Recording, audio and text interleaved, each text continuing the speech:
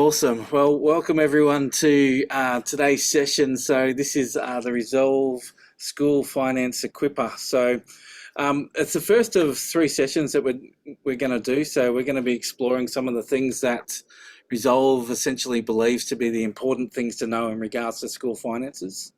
So today's session is going to be a bit of an overview over the school business and finance.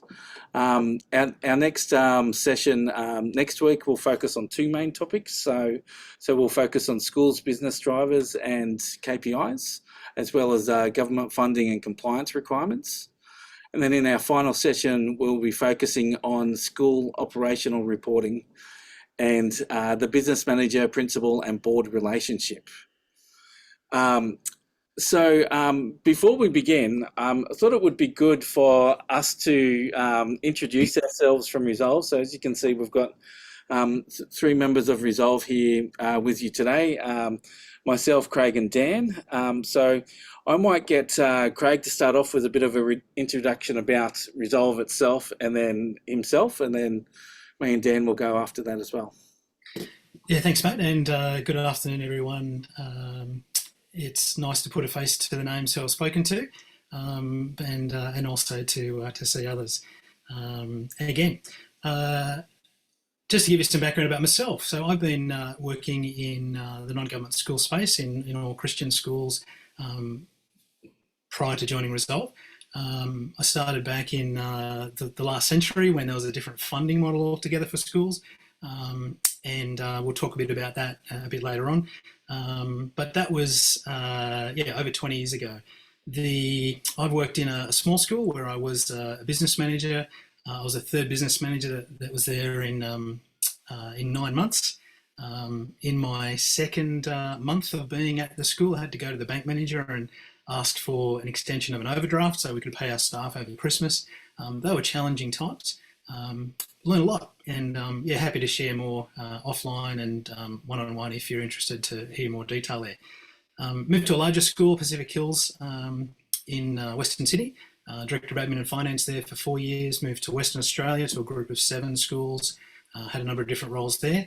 Moved to Hong Kong, worked in the international school space for 4 years, and then came back to Australia 11 years ago. And had the pleasure of joining Resolve, and it feels like, it was just yesterday. So that's a little taste of myself, and great to be here with you today. I didn't mention, Resolve. Resolve is 20 years old. This was last year. Last year we had, and this current year is our 20th year anniversary. And it's a pleasure to be here. Daniel. Hi all, I'm Daniel. My background, I've been with Resolve for 2 years so far, and enjoying it. It's a great role just to support schools wherever we are, so that's great. My background is in accounting. I've had 10 years of experience accounting. A lot of that has been small businesses, your mum and dad type businesses, and supporting them in whatever their adventures are along their way. And so it's my passion is just supporting people wherever they are. And I've got a 3-year-old as well, so hopefully she's not interrupting us later on, but there's always that risk when you're working from home and whatnot, so we'll see. Thanks, Matt. Thanks, Dan. My name's Matt. I've been with Resolve for 3 years, a bit over 3 years. Before that, I was 11 and a half years at Compassion Australia. For those of you who know that, that was where I actually bumped into to Reese for the first time. So he was the auditor coming in on us, and so now I'm sort of on the other side, I suppose, consulting with organisations like you guys, and it's good fun. But yeah, so I've got a lot of experience in the not-for-profit side of things through Compassion.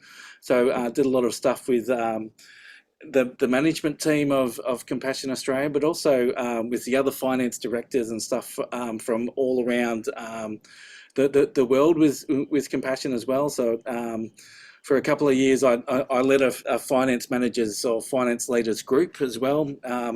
That was a global group with Compassion as well. So I've got a lot of experience there. From the school side of things, I went to a Christian school growing up. my kids are at a non-government school as well now as well. And actually, just to put everything out there, Tiago, they're at your school, so apologies if you see them running around at all. But Hope yeah, your so fees are up to date, mate. sorry. I hope your fees are up to date. Yeah, don't look at that. No, they're going okay. So, look, I've been around the non-government sort of school sector for sort of all my life for a lot of those sort of things. But in terms of actually working on this side of it, some of what we do at Resolve is we do things like stand in business manager roles. So, if a business manager isn't there for a period of time, we'll sit in that role for say 3 to 6 months. Try not to do it for too much longer than that. But I've done about 3 or 4 of those schools, so I've got a good sort of feel and understanding of what it is that schools need and what we need to be doing from that school sort of sector side of things as well. Just lastly on Resolve as well, just to round out who we are as an organisation for those of you who don't know us. Really sort of specialise on the not-for-profit side of things. So charities, churches, non-government schools are our main focus. And we do anything from the finance side of things, board advice, do board training, we do recruitment. Some of you have been involved in your recruitments, from my understanding as well. So congratulations. We do a whole range of different sort of things as well, and we work all over Australia. We've also got clients in the US, various parts of Asia as well. So yeah, we've been around in the school sector for a long time. So that's Resolve. Before we get going as well, because this is really a workshop sort of session, rather than just introduce ourselves, we thought it would be really good for you guys to introduce all of yourselves as well. One, so that we get a bit of an understanding of where you're coming from, but also so that you get to meet each other. It can be a bit of a lonely job being a business manager or a finance person in a school, or even I think we've got we might have some heads of operations and heads of junior school and various other roles, but it's always nice to meet other people doing similar things. So I thought it might be good for everyone to introduce themselves. So Just before we go on, Matt, yeah, sorry, one other yeah. thing. If in addition to introducing yourselves, if you just please share with us what's something that you're hoping to get out of these sessions in particular, to help, that'll be helpful for us to hear, and hope to hone in on those particular areas. So, yeah.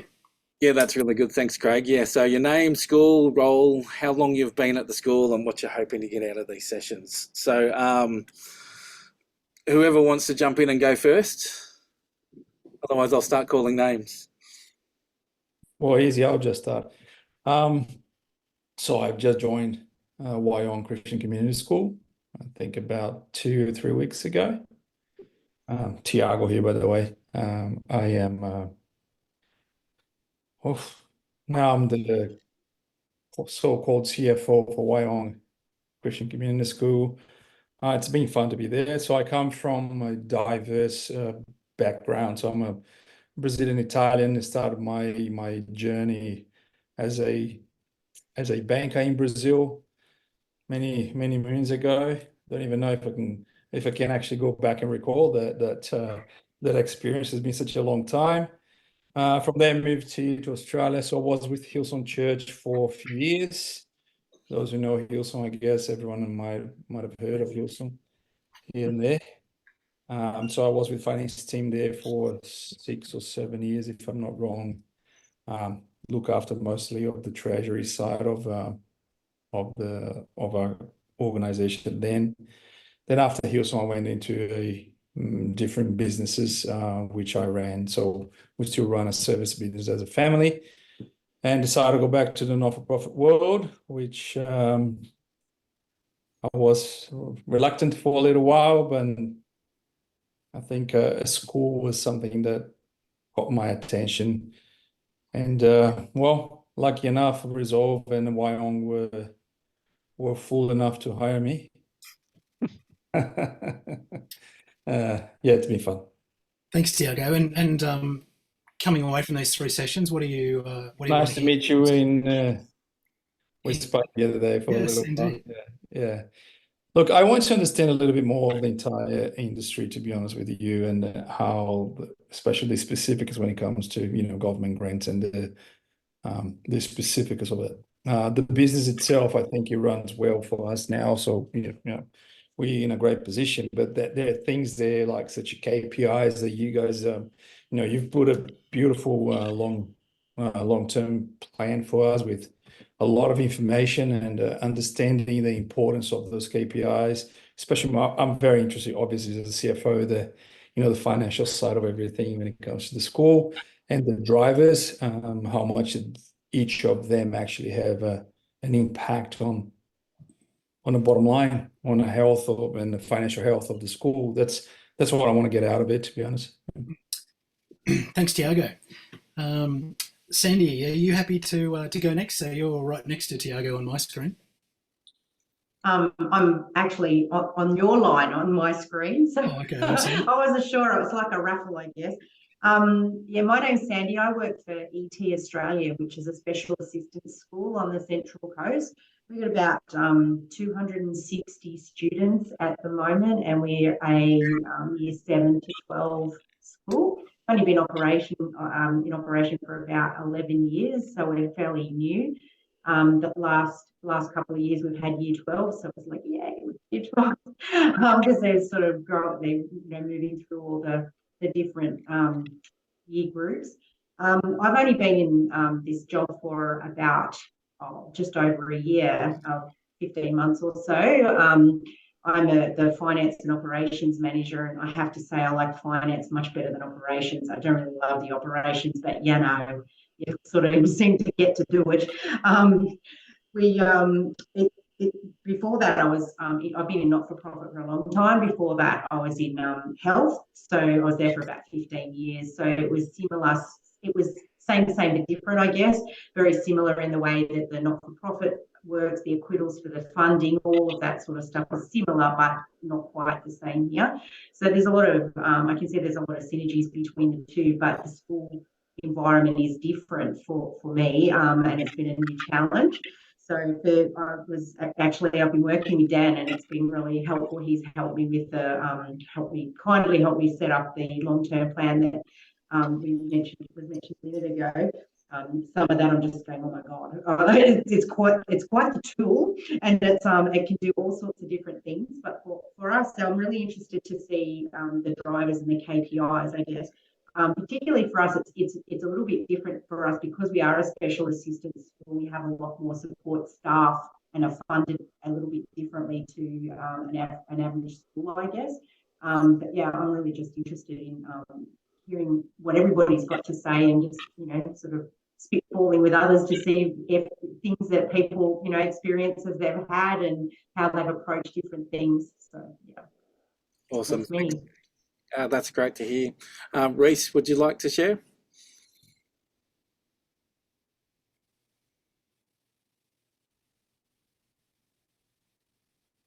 You can push your spacebar, Reese. That will do the same thing and unmute your microphone. Push and hold. There we go. Sorry. Yeah, so my name is Reese. I am the business manager of Belmont Christian College, or will be in a couple of weeks. I have come from, so I started at PwC, which is where I met Matt for a few years in the audit world, and then moved into health for the last 12 years. And yeah, now find myself in the school role, which is really exciting. I guess for me, I'm really keen to understand. I mean, I'm very fresh. I know very little about a lot of the financial models of the school. I want to know the key risks that I need to get my head around straight away. That'd be the key thing for me. But yeah, really excited, and I'm really thankful that this is happening now just before I start. So it's great. That's great. Thanks, Reese. Caleb.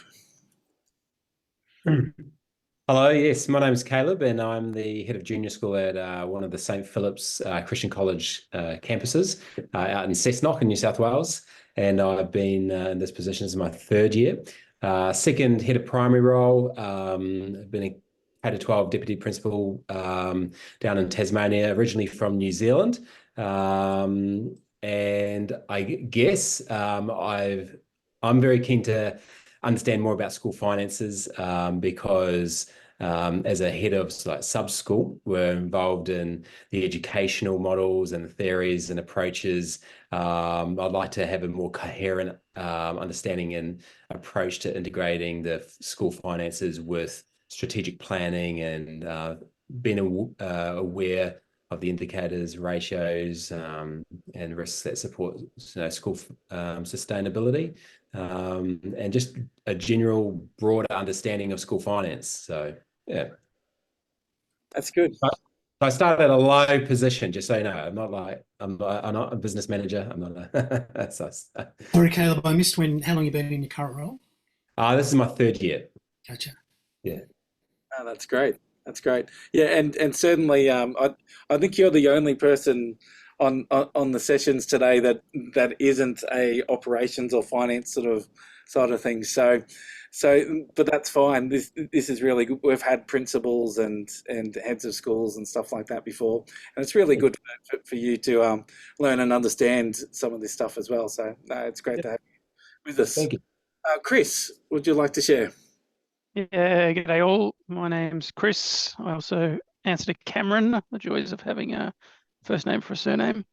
I am currently with Downer in the hospitals doing asset management, but starting term 2 for Orange Christian School. So yeah, pretty new to schools and pretty new to finance. I've sort of dabbled in, our life cycle budget and worked with the finance manager at Downer, but yeah, this will be a pretty new role for me. So I'm here to take anything I can get, really, particularly along the lines of strategic planning and yeah, the finance in schools. No, that's great. That's great to hear. And yeah, it's always a challenge coming into a new role, isn't it? Mm. Kathleen, would you like to share? Hi, I'm Kathleen. My role is the head of operations. So I work for Maitland Christian School. It encompasses 3 different entities. So we have Maitland, which is Prep to Year 12, and Arise Christian College, which is our school for students with learning needs, additional learning needs, and our early learning centre as well up the road. So started on the 18th of January, so I'm very new. I spent the last 30 years in banking and finance, and particularly last 5 years strictly in investments. So I'm very keen to understand how finance works in the school world, particularly the funding, so that and the long-term planning, and as Sandy said, the KPI. But I have to say that I'm more on the operational side than the finance side, so I'm the opposite to her. So we might be able to buddy up and help each other out a bit. Good. That's good to hear. Jennifer, you're the last one in my list of people. Hello, everyone. I'll just give you the heads up that I am working from home today with a not so well 3-year-old. So you may hear her movie in the background or some yelling and screaming. I'm not too sure. So I am the Director of Finance at Tyndale Group of Christian Schools in South Australia, Adelaide. At the moment, we've got 4 schools within our group. So we've got 3 regional schools and also 1 suburban school in the northeastern suburbs of Adelaide. In total, we've probably got just over 2,000 students at the moment. I've been in my director role for only a few months, but I have been with Tyndale for just over 2 years. I started as the finance manager, then moved into a deputy director role of finance and operations, and now just sitting into a more refined director of finance role, overseeing the four schools, sorry. Prior to joining Tyndale, I started off as a graduate auditor, then moved into the mining and construction space and industries. So yeah, I'm still very, very new to the education sector, really interested in learning about more about the government grants, the funding models, board reporting, and particularly how to best interpret numbers and KPIs for key personnel around the schools as well. Yeah, no, that's really good. Thanks, Jen, and thank you everyone for sharing. That's really good.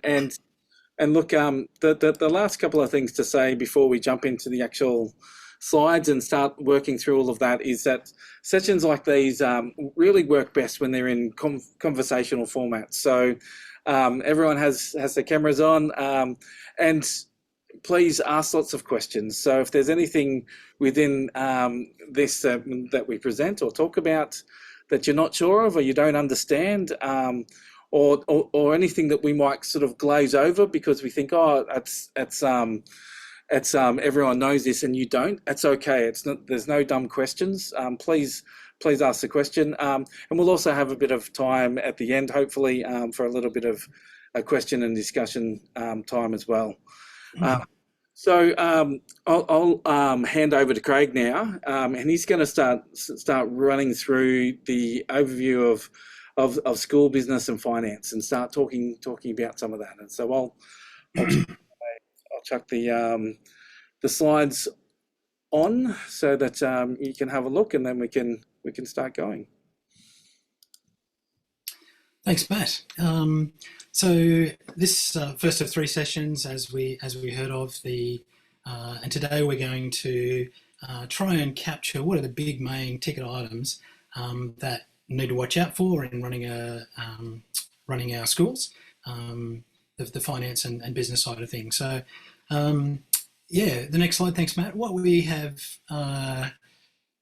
found is that so in Resolve's 20 years, and the two founders of Resolve, David Bartlett and Paul Campy, they worked in schools for a long time before that, and this is what we found so often is that schools don't fail because of educational issues, because of how the deputy principal is handling things or the electives that are being offered in the school, but they fall over because of governance, business, and financial failures.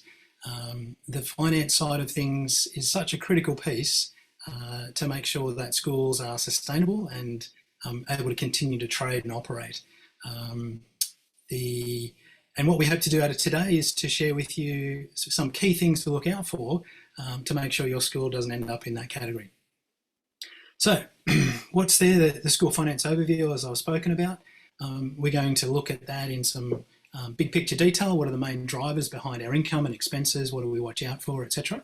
And then we'll give you a sample of policy. That's a key thing that important to have in schools is good policy. Good, not 20-page long documents that harp on about the same thing, but concise policy that operates well.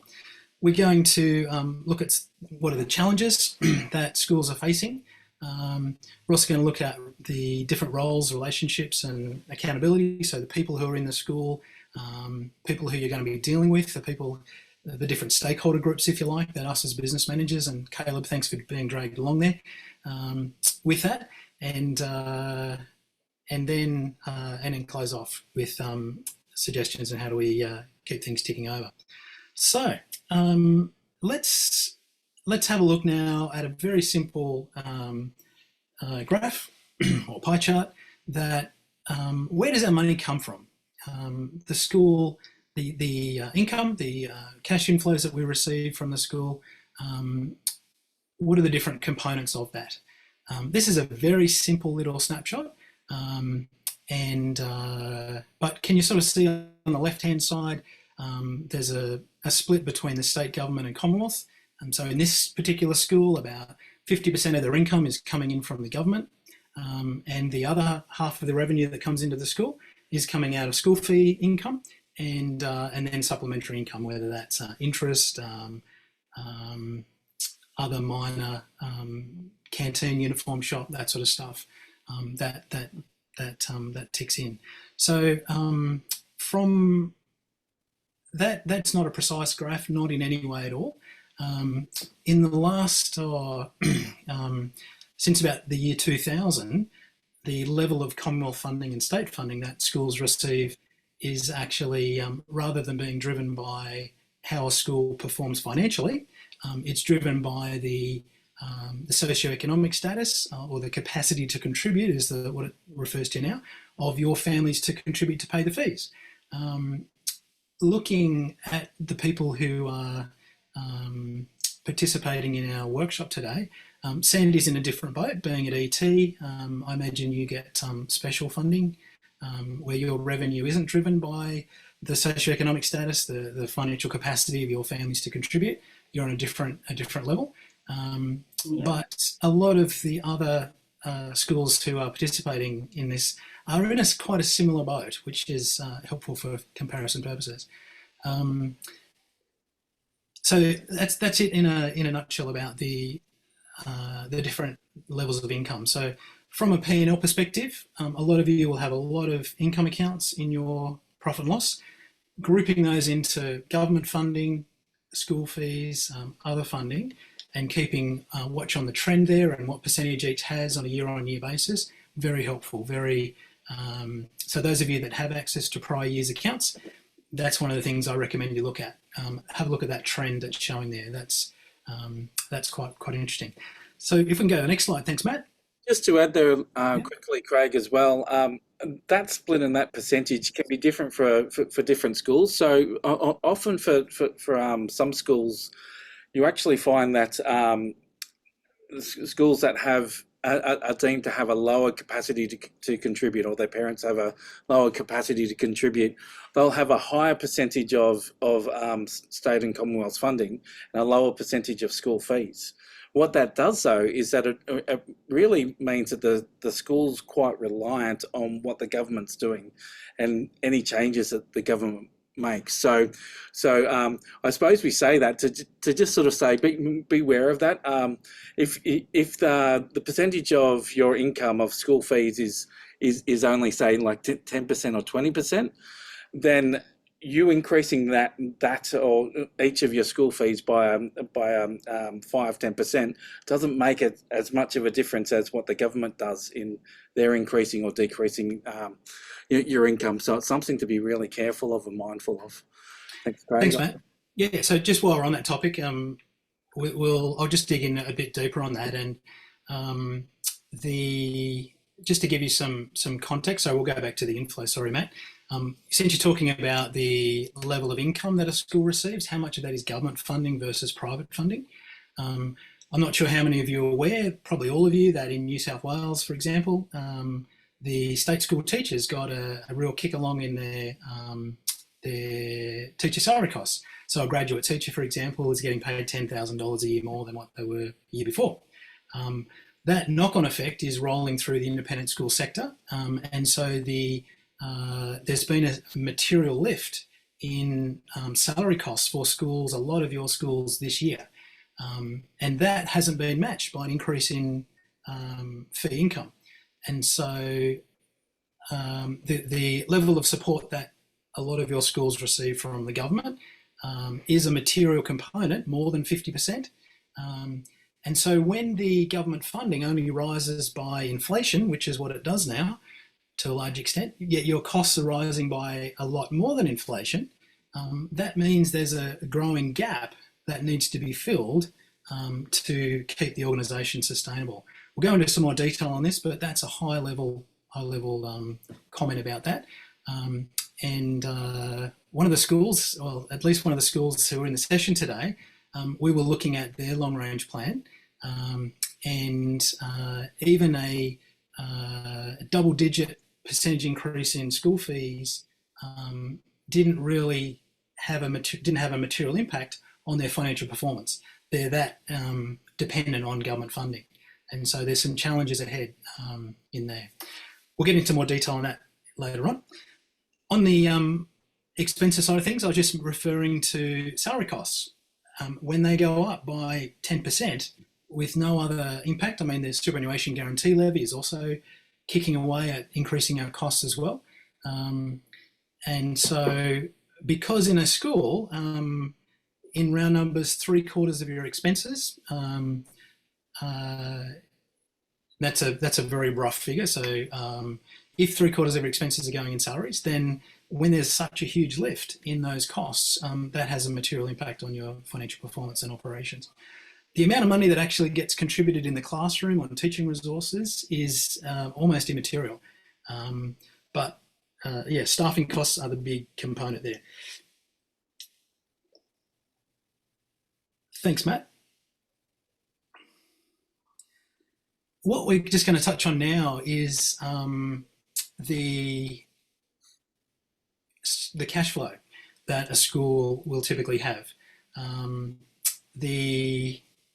The average, if there is such thing as an average business, the revenue and expenses come in on a hopefully a monthly basis. There's invoices that go out to your customers. They pay you hopefully on a regular basis. Similarly, you pay your creditors on a regular basis, and the cash flow should be reasonably stable, unless you're exposed to some really big contracts and things like that.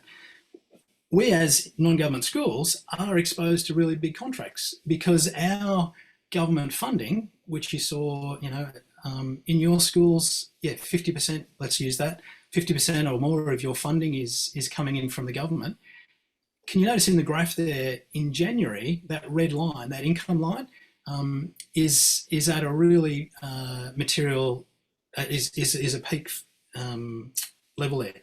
That's because in January, the Commonwealth Government gives schools 50% of their annual entitlement that's due. It's a bit more complicated than that, but in simple terms, half the money you get from the Commonwealth Government is going to arrive in January. So those guys of you who are starting in your schools at the beginning of term 2, it's much better than starting at the beginning of term 3, because can you notice on the graph there in June,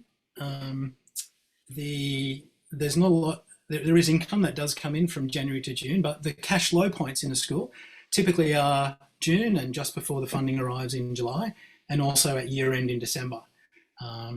So that's a really important thing for you new players to understand, that the cash flow is an annual cycle basis. It's not a monthly basis, it's an annual cycle. So every time you're comparing how we're tracking cash-wise now compared to a past event, it's always best to look at where we were 12 months ago rather than last month. The expenses that we have, because such a large percentage of our cash outflow is going in salaries, there's either 2 or 3 pay fortnights every month, and so that's a pretty regular cash outflow. So that's why the green line there is pretty flat. It's peaked a bit in February because at the beginning of the year, that's when a lot of money gets spent on classroom resources. So there's, it's not uncommon for 50% of the annual budget for your tuition expenses to be spent by the end of February, because that's the teachers need their resources. They need them to teach the kids. It's a tricky one as well with this, because it can seem like at various parts in the year you have buckets and buckets of cash there, and it feels like, oh, we've got enough to go through. But as that sort of whittles down, and especially because you get 50% of your government funding for the year in January, by the time you get to July when you're due for the next lot, you can, and some schools actually find that they're starting to run out of funds. I was at a school, and I was in the business manager role at the beginning of last year, and at the end of that previous year, what they were really doing is they were having to actually stop a whole lot of sort of payments that they could, things like super that they were paying early and stuff like that, until January, when they got the full amount of government funding, because they were that close to the line. So it's really important to sort of keep a track of the cash flow through the year and know when that income's coming, because the expense is pretty steady. We'll move on now to having a look at policies. So just thinking a little bit more about this. Really, with policies, clarity is the key. So it's all about enabling everyone to be on the same page, so that people know what's expected from them, what they can expect from others, so that everyone knows the parameters that they work within. What's really important within this as well, so talk about boundary setting and stuff like that in the slide, it's really everyone being able to understand the terms of reference or charters for who they are and what their role is. So for the board, for committees, for management, everyone knowing what they're actually responsible for. I wanted to ask, so as we're talking about policies, I wanted to put a quick little poll up there for us to have a bit of a look at and just to answer. So I'm just going to launch it now. And it's a really simple poll, this one. Does your board have a policy review process? So I'd love you to, and obviously some of you will answer not sure because you haven't started yet, but I'd love to sort of know where you sit. Just, sorry, Matt. I realised I didn't ask people if they had any questions before we closed off those last high-level discussions around cash inflow, cash outflow. Were there any questions that people had wanted to share or queries? Craig, the incoming funds from Commonwealth and state based on enrolment numbers, and is that at the start of the year or like census based or? Yeah, great question. In New South Wales, which is almost all of us, the day that the government considers to determine how many kids are in your school for the entire year is the census day in August, which is typically the first Friday in August. I just tell a bit of a story about this one, if I may. And sorry, Matt, we're not getting into the policy setting. I shared with you that my family were in WA. We went to Hong Kong for 4 years, and then we came back to Australia. We on the way in Hong Kong, it's a Northern Hemisphere schooling, and so the kids finished school in June. We flew back into Australia in August, and our kids to start at the beginning of term 3, or soon after. It turned out our itinerary had us flying back into Australia the day after Census Day, and I didn't have the heart in me to rock up to the school with 3 kids the day after Census Day and enrol them. And so our family changed our itinerary. We came back to Australia so we could fly into the country on Census Day at 6:15 in the morning at Sydney. We drove up here to the Central Coast.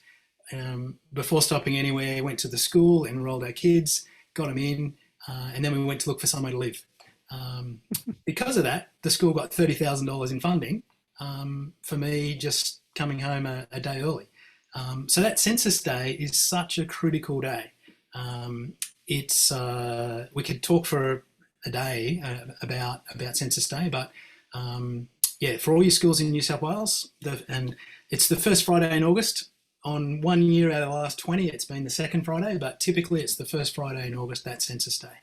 And that's the day that determines how much funding you get for the whole year from both the Commonwealth and the state. Great question. Thanks, Chris.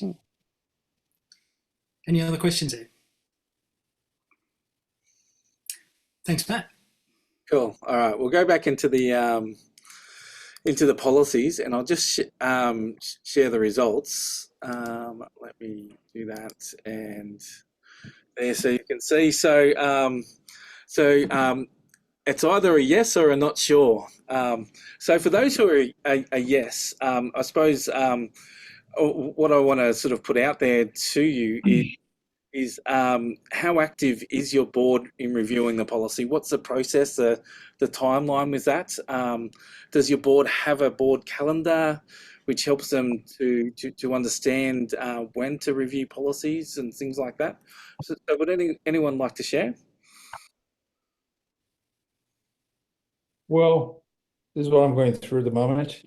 Okay. So I've got a bunch of policies, but for what I understand on my very short period there, that we have Yeah, the board determines when the last review was done and when is the next one. It seems to be, from what I can see, annually. If I am not mistaken, yeah, it's 24, yeah, 25. So it seems to be annually the review process, but there is an agreement between the senior leadership and the board that we can actually request if there's any, changes there to be done. So I'm going through a bunch of policies now, which I believe Resolve was a probably part of setting them up, and I'm just going through a bunch of them now.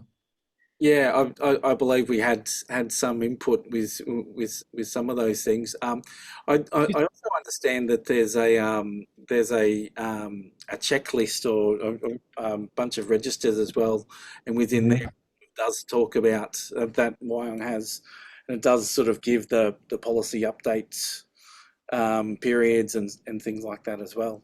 And things like that can be really handy to be able to really sort of make sure that we're not missing anything, and making sure that we're actually looking at all the policies that we need to in the timeliness that we need to as well.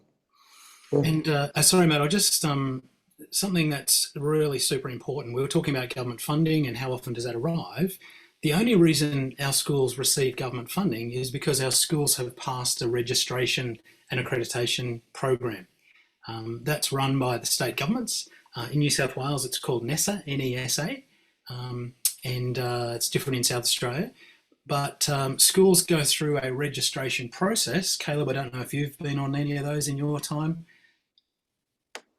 And there's a lot of effort that goes into that from the educators to enable the department, the NESA, the government body agency, who's charged with the responsibility of making sure that registered schools do what they're supposed to, teach what they're supposed to, etc.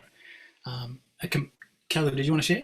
Oh yeah, I've been in a process down in Tasmania and also up in New South Wales here. The registration process, you get a time limit, so you might get secure 4 or 5 years of registration, and so fairly comprehensive, going through your educational programs, ensuring that you're meeting the objectives of and the Educational Authority legislation, and so a fairly robust process, but also quite an important one, and one that can be leveraged as a part of your school improvement planning. Thanks, Caleb. And you bang on. You mentioned that 4 or 5 years is typically the time that schools get approved for. We were supporting a client recently where the school was only given a 12-month extension because they were basically not up to scratch in the governance area of their school policy. And so thankfully they were able to, over a 12-month period, before the inspectors came back again, get their ship in order. But it's a critical thing to have right, because if you don't pass your registration, then you don't get any government funding. It's as simple as that. Yeah, thanks, Matt. Yeah, very important. So I'll just show here as well. This is just an example of a policy, that some of the typical information that you might put in there. So I don't need to talk any more about that. And is there anything else anyone wants to say or talk about with policies? It's a very high level view, of course. Otherwise, we'll move into strategic planning. Cool. So again, this will be a really quick, high level sort of view of strategic planning, and we can talk more about this later and offline if you need as well.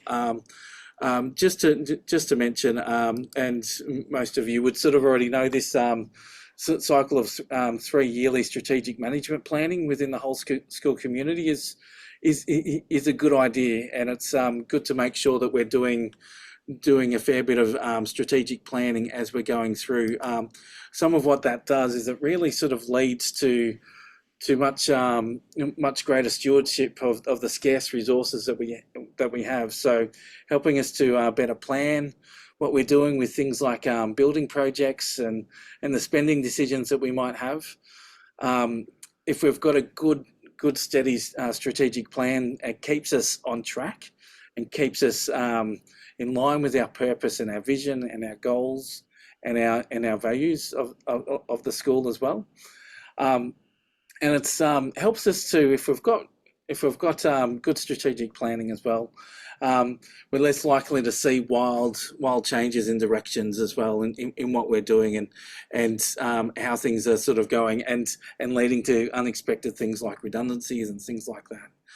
So what I wanted to do is do another poll just on our strategic planning and how we use that within our schools. Again, some of us won't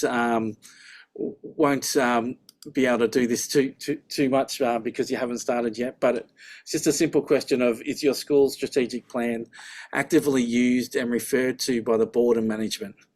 So yeah, both the board and management, or only the board, or only management, or neither is my options here. I'll just share a bit of a story while people are considering that. Of all the schools that I've worked in, the times that you as business managers, as operations managers, get bombarded with requests from left, right and centre. People want to do X, Y, Z, start new programs, spend more money here, there. And you have to continually process those, if you like, or work through those issues and not say no to everybody, but let them know of a process to go through for projects to get consideration. Where I'm going with this is those schools that I've worked in where there is a solid strategic plan that's in place, one that gets reported to the board regularly, where there's accountability about deliverables, where the board and management are aligned in the direction that they're going with the strategic plan. It made life as a business manager so much easier because there was a common understanding in the community of where we're going and the scarce resources that we have, where we want to invest those. So just can't encourage this enough to, if you don't have an active strategic plan in place at the school, that getting your board onto that, getting them ownership of that, getting a principal into on board with that and committed to that will be a great thing. Yeah, and that's really good, and you can see the results there from our little poll again. Everyone's sort of saying that both the board and management are using the strategic plans, which is really good to see. We have seen a lot of schools where it's either something that's driven and run by the board and the management trying to sort of go in a different direction, or vice versa. And so it's really good for both people, both sides, the board and management, to be on the same page, to be working through what it is that we need to do, and knowing how we're planning on doing it. Now, part of the issue is having a strategic plan or not having a strategic plan. The other issue as well is whether or not we know how we're going with it. So I've got another poll as well here just on that, and it's just about reporting on our strategy. Often the management can be doing stuff that is strategically aligned, but the board has no awareness of it, or there actually isn't any alignment at all with what's happening. So I'm interested to see what people think about that, whether or not you know. You might not know, and that's okay too. So one of the things that's interesting for you guys who are starting in your schools is to have a look at the previous, one of the first things you'll be looking at, I would, is the previous business manager reports. What is in those? What structure does it have? What sort of information is being provided? Where's that coming from? And it'd be very interesting to see how much of that is of a strategic nature, that is going to the board. Is that coming out of your principal? If so, fantastic. But working in that, helping deliver that, helping get the board focused on where we're going and helping us get there, rather than just looking in the rearview mirror all the time. Yeah, that's good. And again, I suppose with this one, no one has said that there appears to be no alignment, which is great. Yeah, as Craig said, it's so important to actually be making sure that we're reporting on this. And so it's good for us from a management side of things to keep us accountable for what it is we're doing, but also so that the board actually understands what's going on, and so that the board can sort of see whether or not, and check whether or not we're all on the right track and all doing what it is that we've said we'll do. Something that we've been looking at over the last couple of years with Resolve is what we've defined as agile strategic school plans. And essentially how this works is planning from the bottom up as well as from the top down. And so all about dealing with rapid change. As everyone would remember, I'm sure, back in the end of 2019 and beginning of 2020, everyone's strategic plans were all dead in a matter of 6 months because things had changed and circumstances in the world had changed dramatically. Having a strategic plan that's able to actually deal with what's going on, that's agile and flexible, is really important. So love to talk more with you about this this space and the things that we're doing with that as well. So at the end of today's session, if you're interested, we can talk more about it, or even offline. But there's some really good stuff that we've been able to do in this sort of field. Craig, I'll hand over to you to start talking about the challenges that are facing schools. Before that, are there any other questions or anything that anyone wants to say about strategic planning?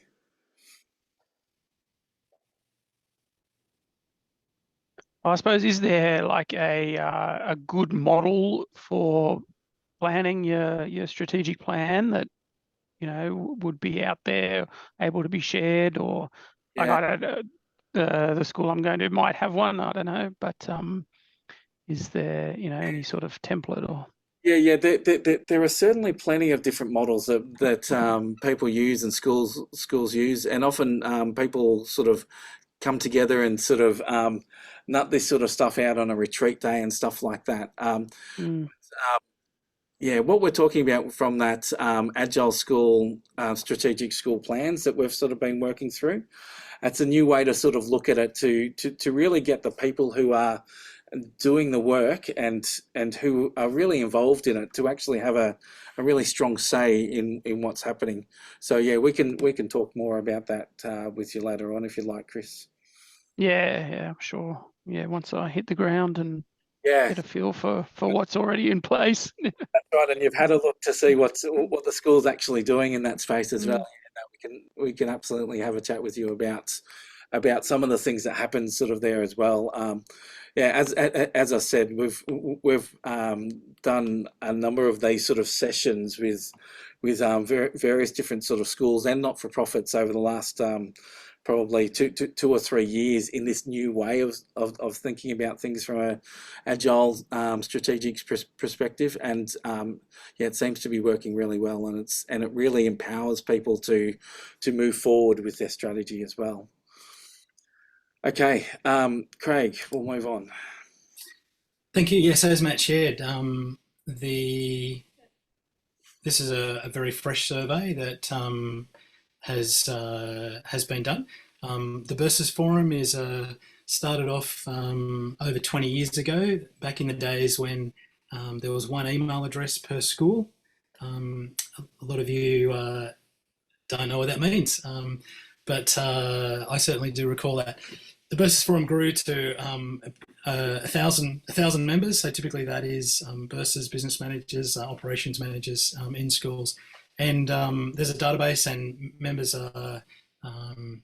have for quite a number of years been asked this a survey. What are the challenges that your school is facing, and how do these rank? It's interesting to see that at the top of the list there, the concern that business managers are having is that salary costs are keep on getting higher and higher. I touched on this a bit before about how in New South Wales, for example, the state government gave a 10% increase to their staff. That has already started knocking on through to our schools.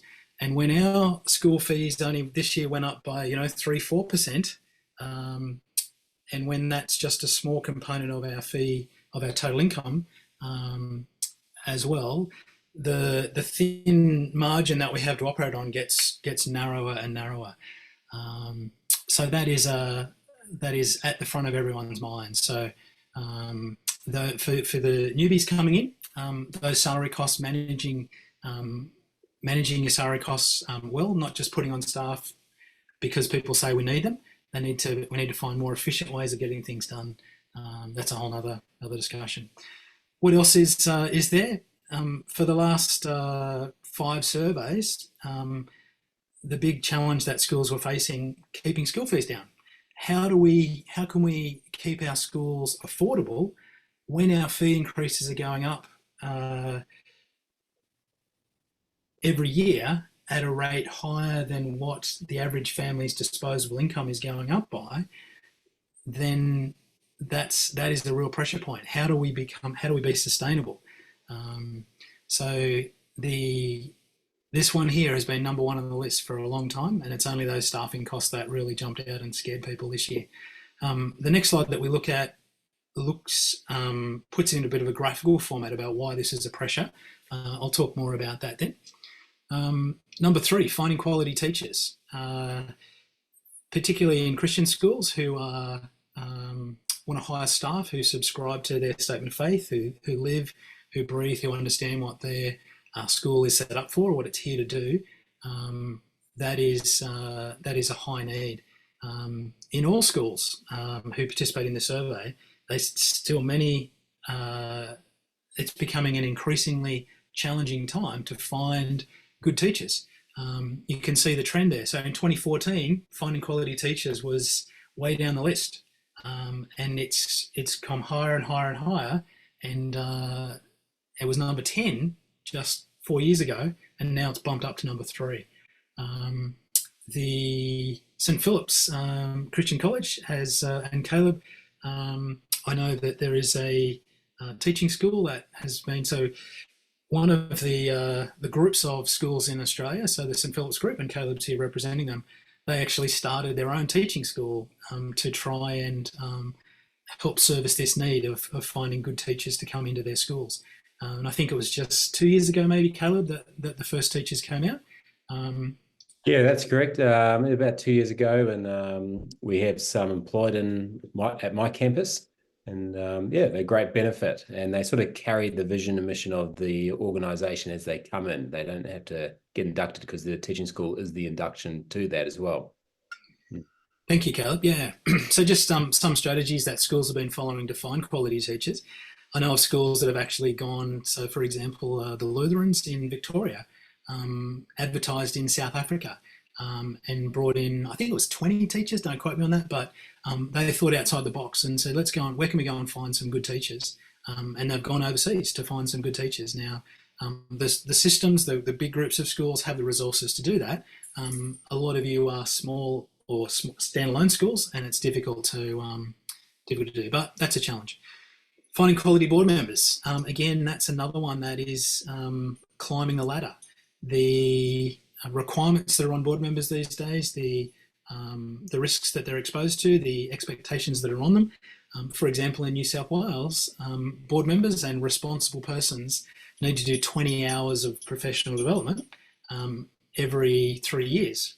And so that's another burden to add on them. So finding quality board members, that's a challenge that schools are facing.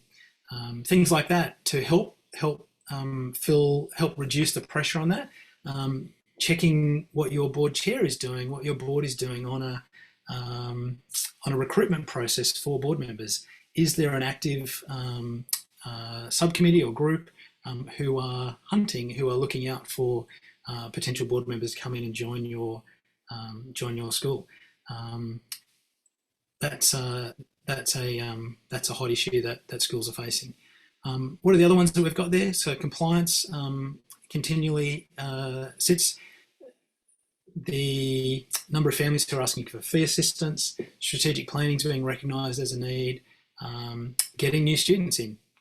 Our revenue in our schools is driven, 90-95% of revenue in our schools is coming from having kids in school on that first Friday in August. How do we get new students? That's something that's on people's minds.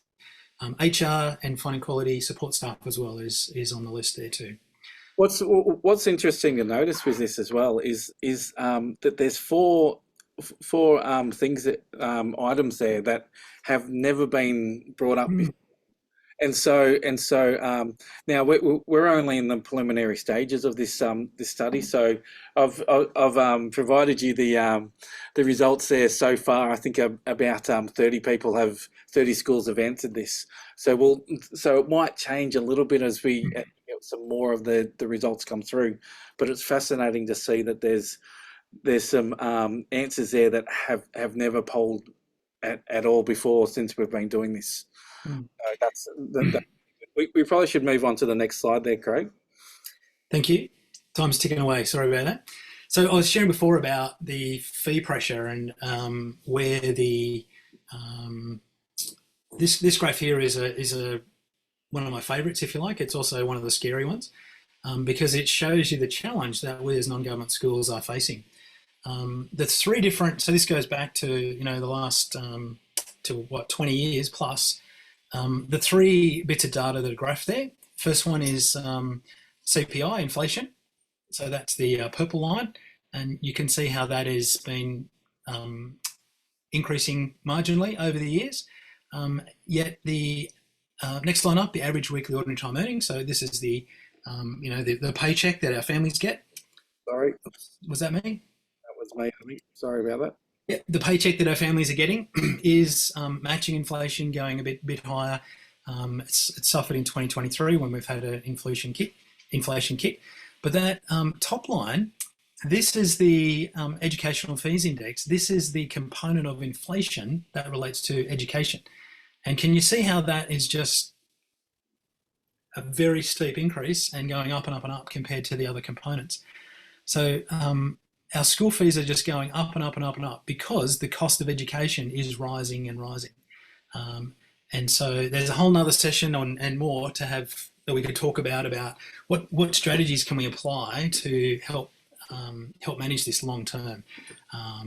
And so, but yeah, this is a serious concern to our sector.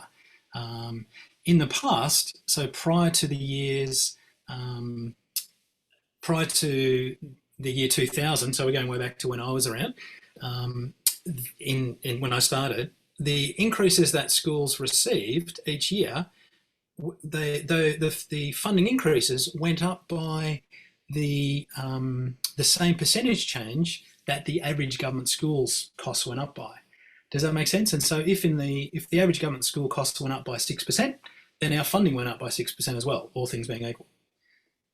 Under the new funding model that kicked in the late teens, so about 2018, that increase that we've been getting every year from the government in our government fees, which used to be rising at the same amount as the costs of government schools went up, has been changed where our increases now only go up by the level of inflation. Does that make sense? So our funding is only going up by the level of inflation. That's the CPI component, when the costs of running our schools are rising at a much higher level in that trend. That's not sustainable, and that's a huge challenge to the sector. Don't want to scare you guys off who are coming in. It doesn't mean that the schools are going to go broke tomorrow, but it means things have to change in the way that education is delivered, because we just can't keep jacking up our fees more and more and more than what our families can afford to pay. Can I ask you a question? Yeah. On your experience then, why is that our cost of running the school is rising if CPI is, if our funding is indexed to CPI, why is the actual cost of running the business rising above that? Yep, that's a great question, and the very next slide helps answer that. Let's go to that, Matt. You might remember before that we were saying that in the average school, roughly 70-75% of the expenses go in salaries. And so a big percentage, vast majority of our expenses is on wages. Mhm. Where do we get our money from? We get our income from how many kids we have enrolled in our school, and particularly how many enrolled in Census Day, that is the first Friday in August every year. And so the KPIs, we've heard a lot of people asking, mentioning today, what are the KPIs to look for? The number one KPI to look for in a school to see whether it's going to be travelling healthily or not. It's not the only one, but it's basically at the top of the top 5 is the student teacher ratio. Mhm. Can you see this trend since 2009 that the number of students per full-time teacher has come down and down and down? So in the government school sector, it's gone from 14 down to 13.4. Independent schools, which is us, 12.2 down to 11.7. So that means for every full-time teacher in the school, there is 11.7 students in that independent school sector. Can you Isn't see it a that? self-inflicted wound? I missed that, sorry? Isn't that a self-inflicting wound that we're doing? Self-inflicting wound. Yes, it is.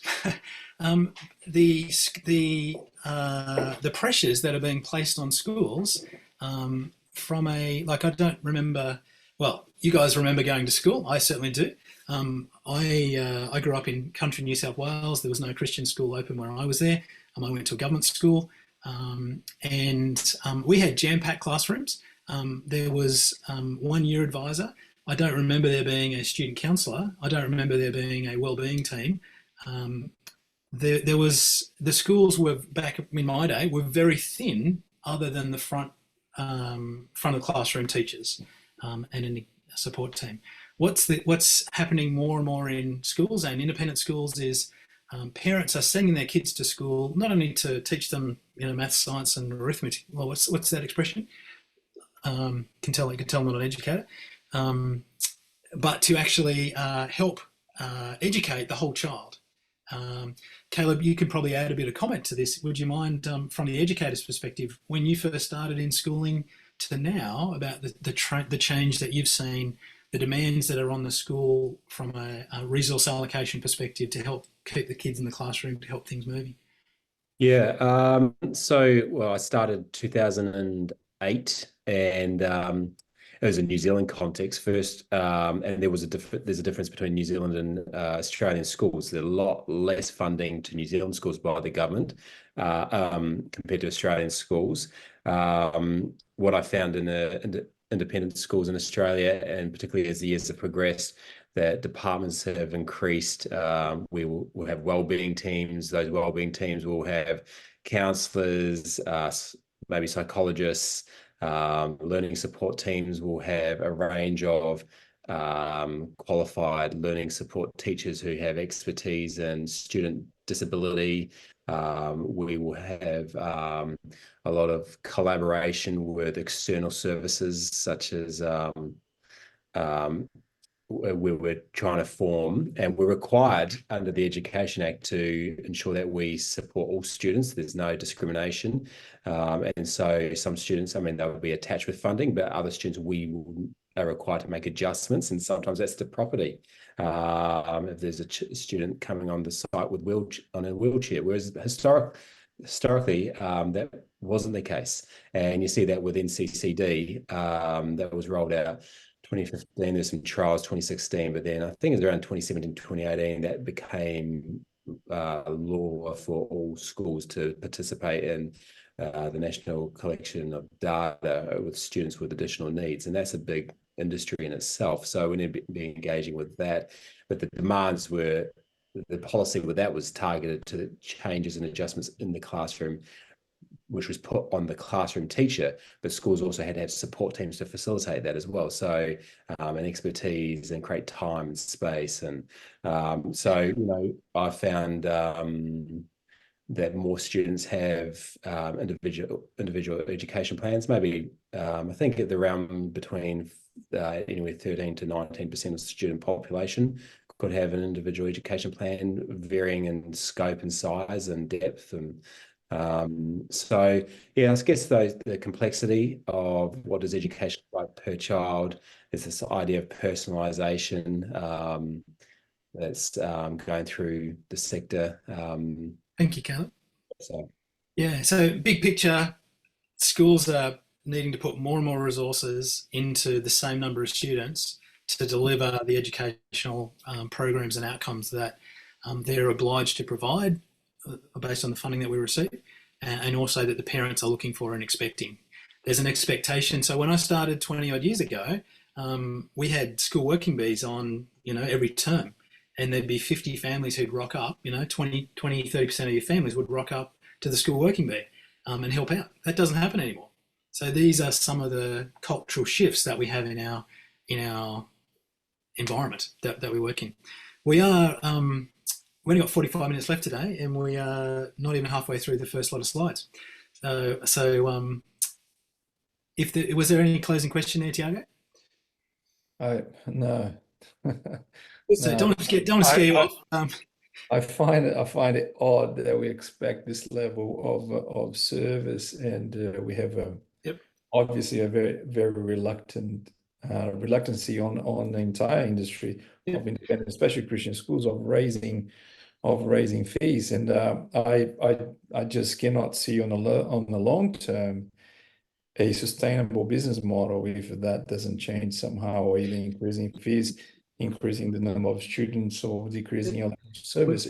You'll be encouraged to hear that certainly we at Resolve are very much aware of that, and we are actively having discussions with the power brokers and some heavy people out there, recognising, encouraging discussion on this, because things have to change. Yeah, they do. It's also a bit about workplace conditions, like smaller class sizes for teachers, unions advocating for those sorts of demands, putting on principals, having an attractive place of employment, without aligned with all the changes in policy and the economic landscape as well.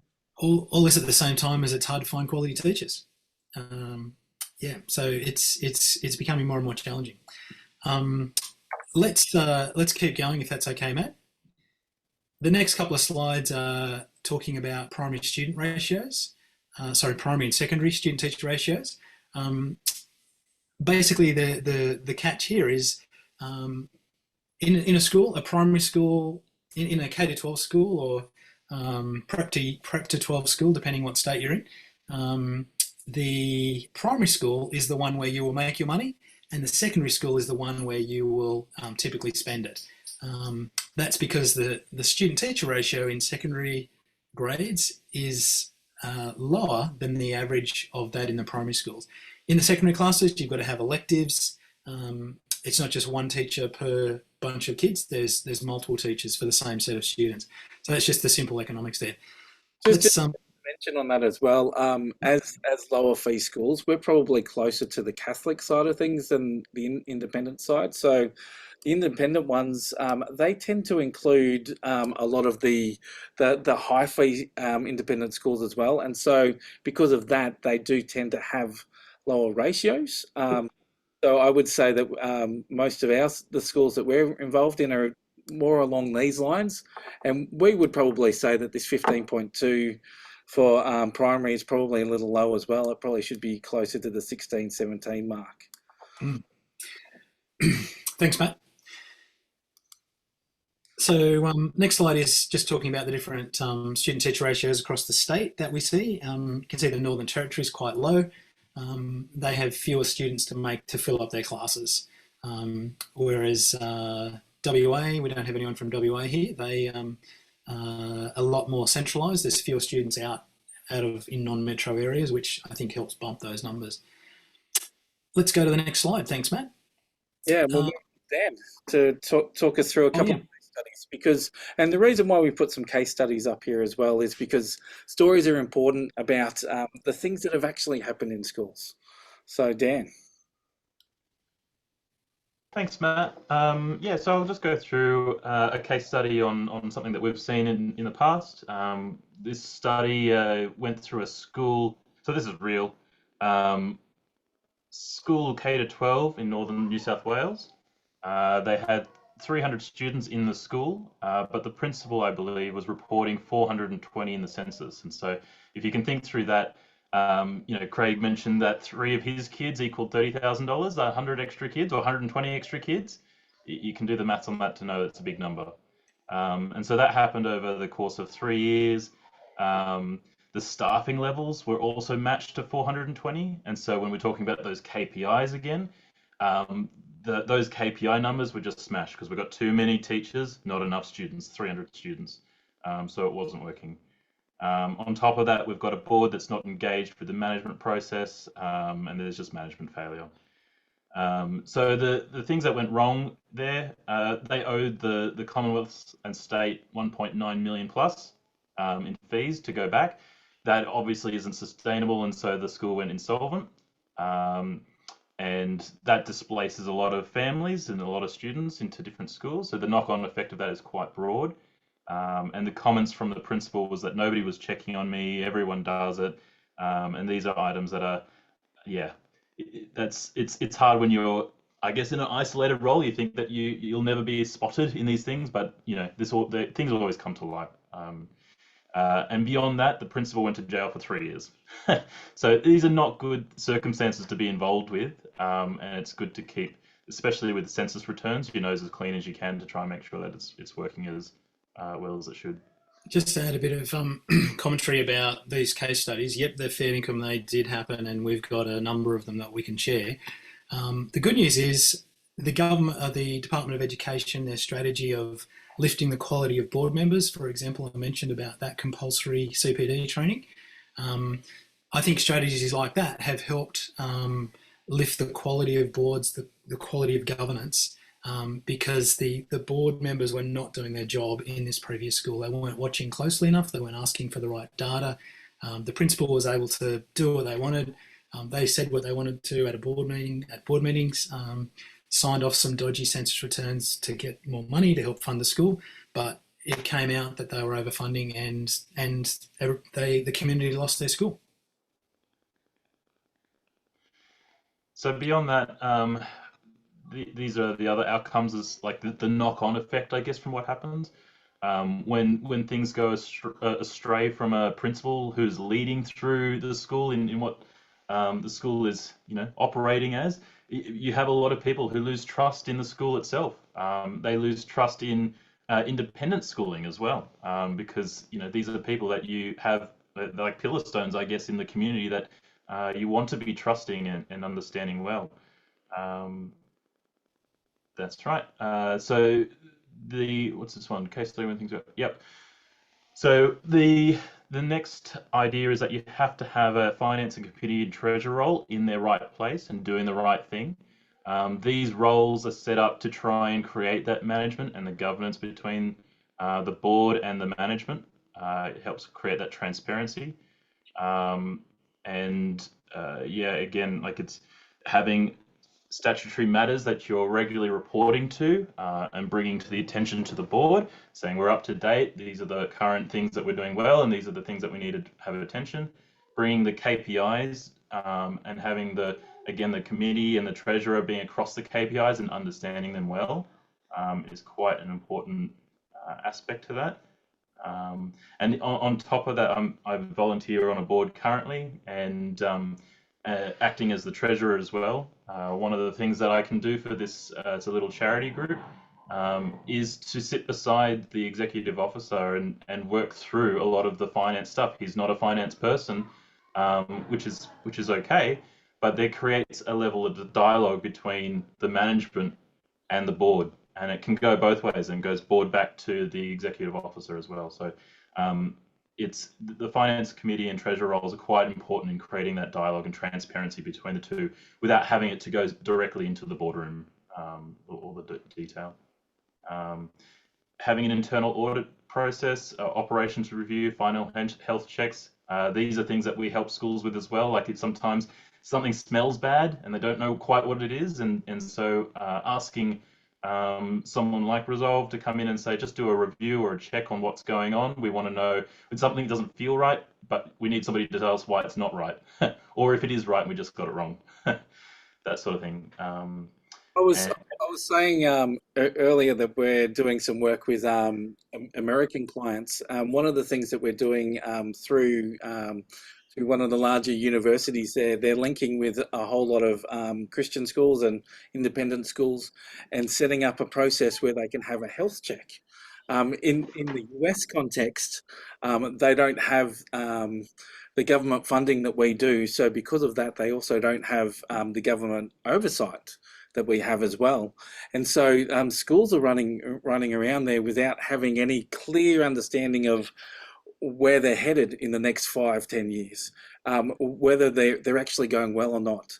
And so by putting together a health check for schools like those, it's actually what we've found is that suddenly the schools are going, hang on a second, this is why we're struggling, or this is why we're going well, and gives them a really clear understanding of what's going on there. Right, and the external audit process, going through that, making sure you've got a good team of auditors looking at your work. If you have somebody on the sideline just ticking boxes as they go and nothing sort of comes to light, you're exposed, I guess, to having issues come through that go unchecked, and that can be quite large if they're going unchecked. So we need to have a reliance on a good team of auditors. Not having action items coming through an audit process is a pretty big trigger to me that we need a change of orders or change of scenes, or we're just excellent, tick, we're the best. But I would expect always to have action items at some level to review. Next slide, thanks. So this is when things go right.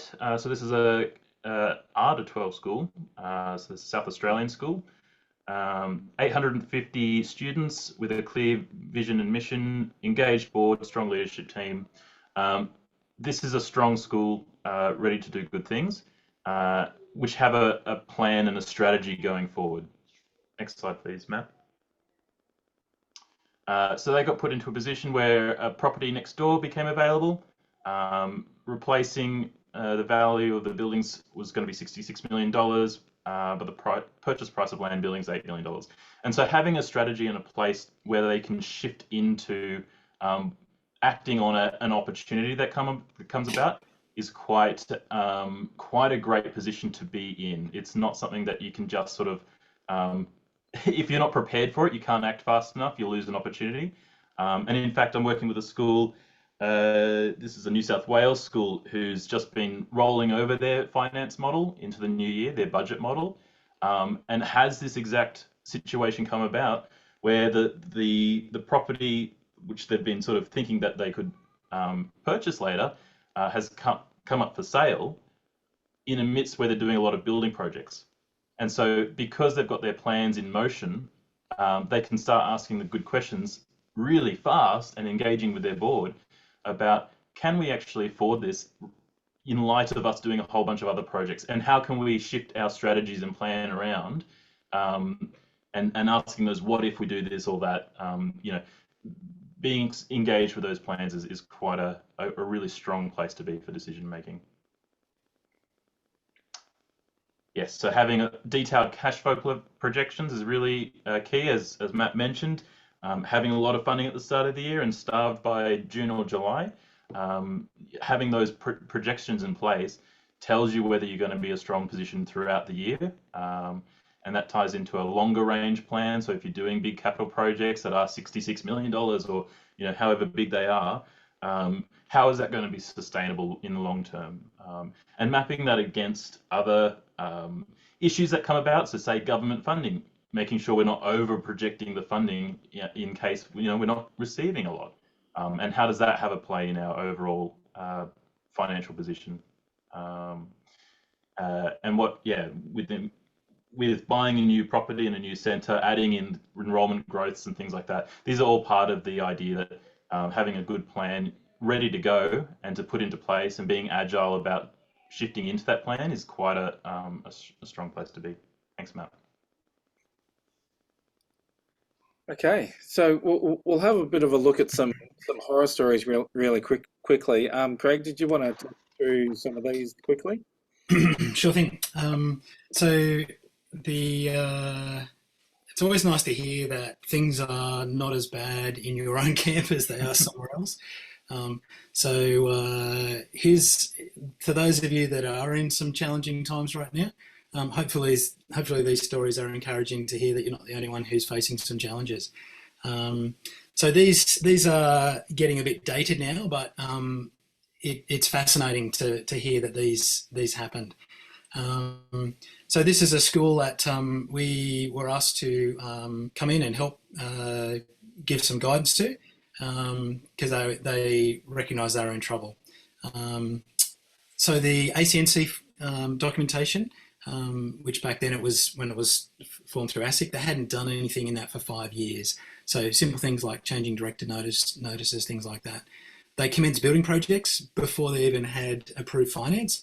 So they had very weak financial oversight procedures in place from the board, from the finance committee. The business manager was just going gangbusters, stepping outside what should have been clearly defined boundaries. So multiple databases. Thankfully that we don't see this too often. I was at a school in Victoria maybe 3 years ago, and they actually had 11 student databases in the school. So that's not good. That creates a lot of headache. The school's also poor in collecting fees. They not a huge school, but they had a huge outstanding amount of outstanding fees. There was actually a relatively new Christian school that started in Western Sydney. Might have been about 10 years ago now. Did really well, started off, got enrolment numbers, but by the end, I think it was year 2, in term 4 of year 2, they had to shut down because they ran out of cash. They didn't pay enough attention to their data management side of things. So for you new guys out there, that's one of the key things to look at, is your data management to help your cash flow. This school made some serious errors in salary packaging. I would be very confident that all your schools are registered with the ACNC, so that's the Australian Charities and Not-for-Profits Commission. If you haven't already done it, go to the acnc.gov.au website, punch in the name of your charity, and have a look at what information's there. Very informative.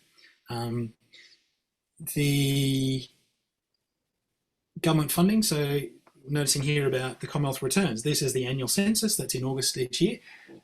When they submitted it late, they missed out on their funding instalment. And so that again causes cash flow challenges. Just because of their late notices to notifying the ACNC of their change in directors, they had fines, which is nasty. Next school. Can you believe it? Had no proper accounting records or systems. The school required, and notice how that's a quotation, for their staff members to provide a tithe to the church that was driving behind the school. The operating procedures, see there about the photocopied signature. When the signatories went away on holidays, the one person who was left used a photocopied signature of one of those people to have the payroll transfer go through. So this is before the days of EFTs, but you can just imagine how weak and poor that is. This school also thought they were doing a really nice thing by giving I think it was the property manager, literally giving them a house because they had given so much to the school, both in personal contributions and effort and so forth. But the way that turned into a fringe benefits tax, a fringe benefit, and a liability associated with that. So it was great intent from someone in the school, but the decision makers didn't understand the consequences of those decisions. So it's important to have an awareness and understanding of the ramifications of the decisions that we make. Thankfully, that school is still alive today and doing really well.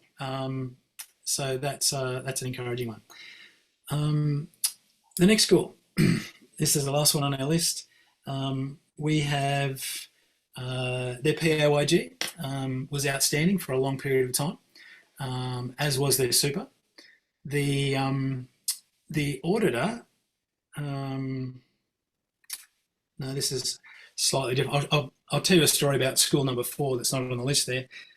There was the school was not in a great place financially, and the part of that reason for that was because the business manager was pocketing money through the year. Cash through the payroll was being forwarded to their own personal bank account. When the audit came through and the auditor issued a qualified audit report, Caleb, that means that they've failed their year-end audit. What the auditor didn't speak directly to the board, or the board didn't ask for the auditor to communicate directly with them. The auditor just dealt with the business manager. By the way, we're not giving a recommendation to make that happen, because what the business manager did when they got their qualified audit report, that's the piece of paper in the audit report that says they failed, the business manager took out the staples from the report, photocopied last year's pass or unqualified report, inserted it into this year's papers, photocopied this year's papers with that dodgy piece, unqualified report, sent that to the board members, and so the board didn't know that they had failed the audit. I hope I've communicated that clearly. Does that make sense to people? So that was an example of poor governance where the board didn't have enough contact, didn't ask the auditor to come along and speak to them. The business manager and the auditor were too didn't have a transparent enough relationship. Sorry, that was a bit of a distraction there. Let's go back to school number 3. Well, I was just going to say, let's just jump on to some of the causes of it. Oh yeah, sure. Thank you. So why did this happen? Incompetent staff and fraudulent staff. The overloading of duties and responsibilities on admin staff. It's important not for those people, and you guys are a big chunk of that, not to get burnt out, not to try and operate efficiently and well on 50% capacity, 10 months of the year. That is not healthy. And so if you find yourself in that position, recommend you put your hand up, reach out for help, because what will happen is you will crash and burn, and the school will crash and burn, and no one wants either of those things to happen. I shared about the school who went broke because they didn't collect fees. That's related to cash flow. When staff members come into positions of responsibility where they lack specific knowledge and how to run a business, and don't ask for help, don't get support, that causes problems. And yeah, you can see the other pieces there. So these stories here, the next slide is, there's only 3 schools, or I've mentioned 4th.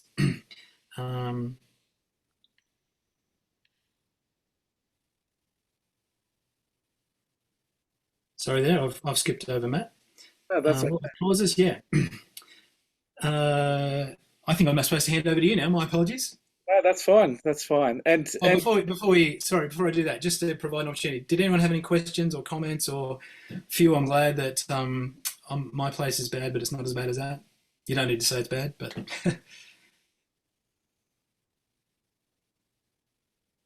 I think people are grateful that they're not in that situation. yeah, there's certainly some crazy stories out there, and we've sort of been a part of them. One of the things as well that can be a big cause for some of these issues is that people just don't stand up and say, "Hey, I can see an issue," and they actually hold their guns. We had a school a year or two ago, who I think it was in September, we heard about it, and they sort of came to us and said we have 1 month to prove that we can function next year, to the education department. This was down in Victoria.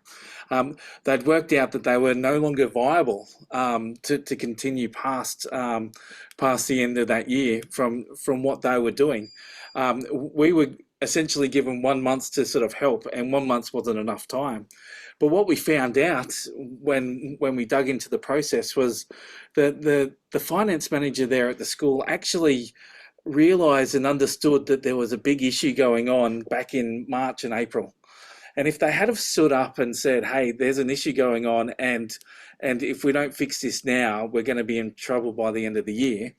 If they had have done that in March and April, then something would have been able to happen. We would have been able to find a solution for them, and we would have been able to do it in a way where even if the school was operated in a different way or it was sold to another school, they would have been able to continue. But because they didn't give enough notice and they didn't stand up when they realised there was an issue, there was nothing we could do about it.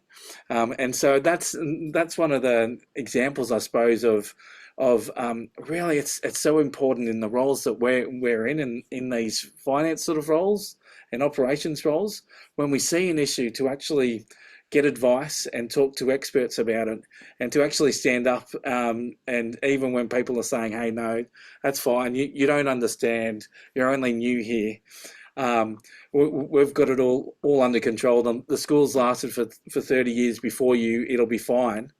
To actually, if you believe there's an issue, to actually stand up and say it, because otherwise it might happen like this school in Victoria, where by the time people realised, it was too late to actually act. So the last part of this presentation, I suppose, that we want to sort of talk through and work through is how we actually get our board to act. And so as we look through this, there's a number of things that we can sort of do, and what would certainly say right at the beginning is that the relationship between the principal and the board is critical. And while none of us here are principals or we're part of the board of our school, we all have a part to play in that relationship, in helping that to increase and to get better and to be what it needs to be. We would also say that education is really important. Again, from the board and principal side of things, for business managers, heads of schools as well.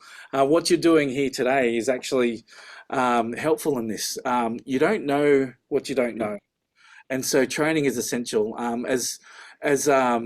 We sort of talked about this a little bit before, but in New South Wales, it's actually compulsory for responsible persons of a school.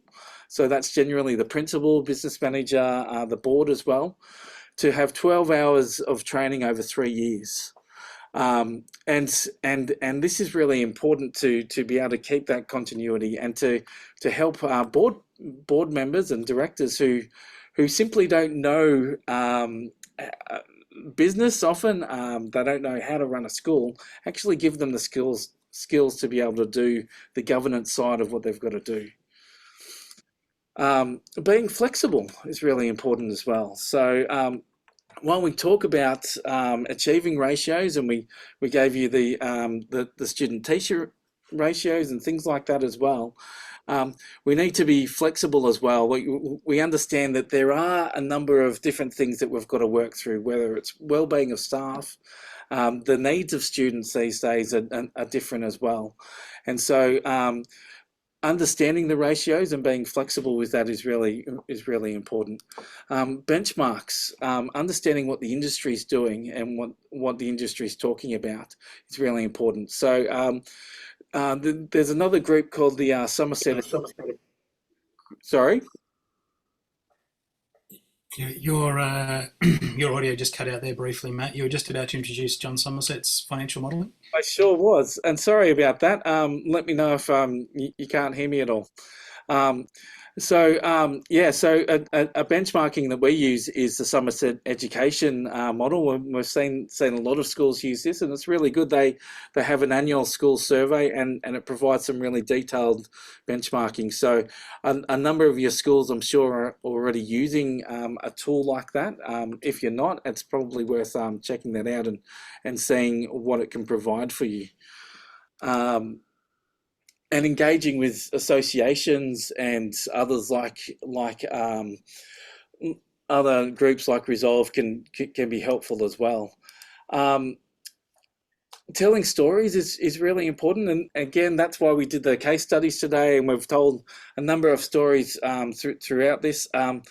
one of our partners, David Bartlett, he often, when he introduces himself, he actually introduces himself as a collector of stories.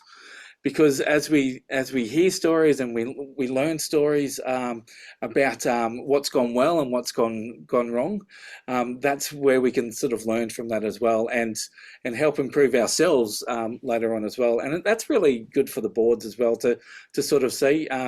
It's really hard for them to understand black and white consequences or facts and legislations and those sort of things, rules and regulations and all of that. But when they hear a story, they can connect with that and they can understand, okay, well, this is what it actually means for us.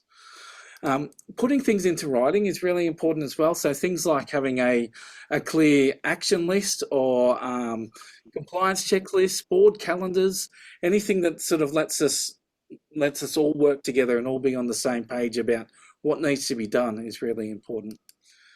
Sorry, Matt, I'll interrupt there.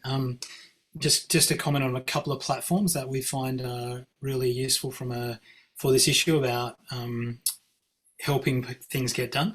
Those of you that have had experience in non-profit boards before, you've probably been to board meetings where tasks get delegated to individuals, and a month goes around, the board comes back to meet, and the person who was delegated that responsibility hasn't done anything about it, and it gets pushed down the line to be another month. Are there any nods there of people who have been in experiences of seeing that? There's platforms out there. So one of them that we use, Board Pro. There's another one called Our Cat Herder, another platform that helps, that is a minute-taking tool as well as a board management tool. And it's very useful to,